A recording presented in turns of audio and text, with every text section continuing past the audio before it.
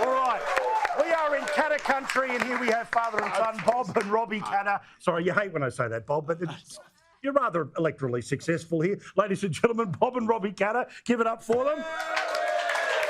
Now, I've had lots of challenges on television, but I think this might be the greatest, which is we're in a pub in North Queensland. I've got both of you, and I've only got 5 minutes, so let's do what we can. Bob, I want to start with you, which is this intergenerational report, 20 million more people coming to the country. Geez, you've got a glass of water in front of you. We're going to need an awful lot more water. And you guys are big on dams, but state and federal government, Liberal, Labor, National, whatever, have buggerised around for a long time. So what exactly are the plans, do you think, in the next 40 years for 20 million more people to have anything to drink, Bob? You know, they talk about affordability, housing. Well, if you're bringing nearly 500,000 people in every year that are going to stay here, you're already short 200,000 or 300,000 houses. Well, what's going on here? And I really feel, I'm not a conspiracy theorist, but there is an agenda out there that I don't understand. There's just no logic in this at all. But you have got to expand your living areas, and that means water, and that means dam. You're in Charters Towers. North of us is the proposal that's been on the books, put there by no less a person than Dr. J.C. Bradfield, the greatest engineer in the country's history.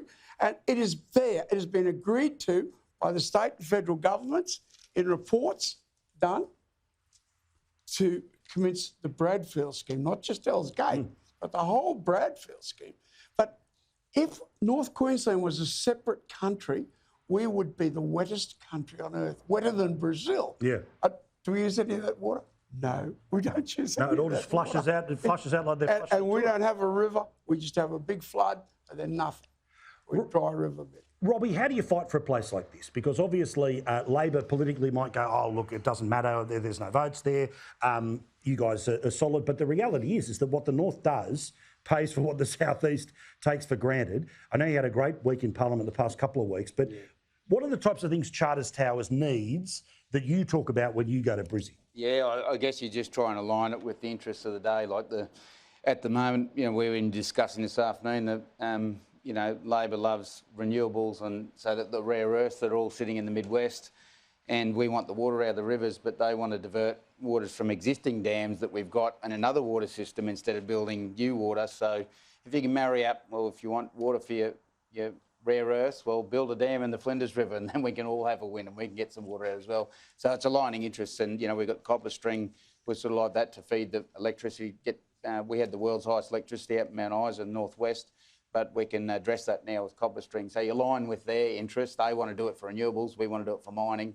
But if we can do that, we can have wins every now and again. But it's that thing too. I mean, what advice, Bob, do you give Robbie about how best to negotiate with government that you might disagree with on maybe 7 out of 10 sort of social things, but they're in power and they can actually get something done?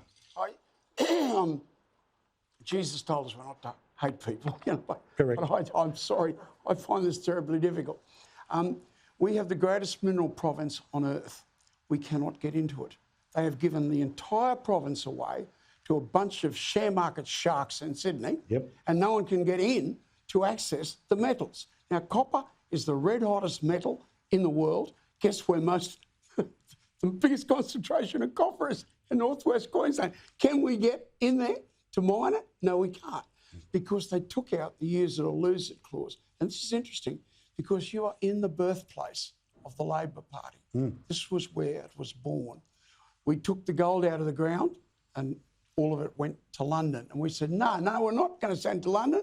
We're going to get a fair, you know, the golden rule. He's got the gold rule. So we're going to take the gold off the rich people and give it to us, the ordinary Australians. That was where that movement was founded. Now, the current Labor Party is the exact opposite policies. They have given all of the water to 2 giant absentee corporations. That's the only water they've allocated. No one else get any water except 2 giant corporations, one of them foreign owned. That's the only water they've allocated. And we can't get into the mining because a bunch of spivs in Sydney own the whole bloody area. And the public servants get a little bit of money out of each of the mining leases, so that's good that they own it. They get the money back in Canberra. But in Brisbane. But in the meantime, we can't access the water. The richest water province on earth, we can't access the water. The richest mineral province on earth, we can't access the minerals. And do you think I hate them? That would be mild understatement. Just perhaps. Just mild understatement. Well, we'll try and organise a meeting for you too with Palisades. And if I have any influence, God help me if we get the balance of power. Correct. All right. Yes, we're looking forward to that. All right. Give it up for the Katters. We'll get them back a bit later in the show for a bowl off.